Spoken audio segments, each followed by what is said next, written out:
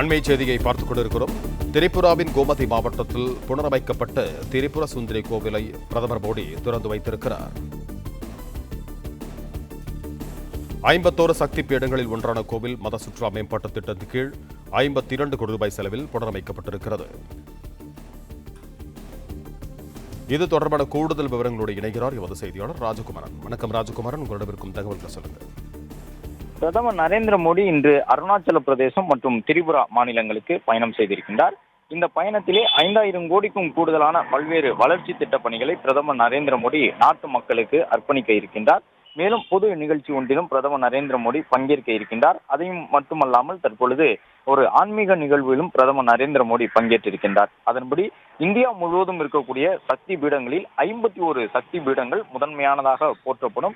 அந்த சக்தி பீடங்களில் ஒன்றுதான் திரிபுராவில் இடம்பெற்றிருக்கக்கூடிய திரிபுர சுந்தரி அம்மன் கோவில். அந்த திரிபுர சுந்தரி கோவிலை தற்பொழுது பிரதமர் நரேந்திர மோடி புனரமைக்கப்பட்டிருந்த நிலையில் திறந்து வைத்திருக்கின்றார். அதன்படி மத சுற்றுலா மேம்பாட்டு திட்டத்தின் கீழே 52 கோடி ரூபாய் செலவில் இந்த திரிபுர சுந்தரி கோவில் புனரமைக்கப்பட்டிருந்தது.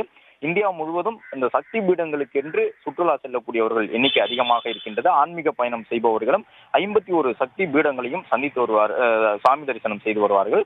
அந்த அடிப்படையில் தான் பிரதமர் நரேந்திர மோடி மத சுற்றுலா மேம்பாட்டு திட்டத்தின் கீழே வடகிழக்கு மாநிலங்களில் ஒன்றாக இருக்கக்கூடிய திரிபுராவினுடைய திரிபுர சுந்தரி அம்மன் கோவிலை சீரமைப்பதற்கான பணிகளை ஏற்கனவே தொடங்கி வைத்திருந்தார்.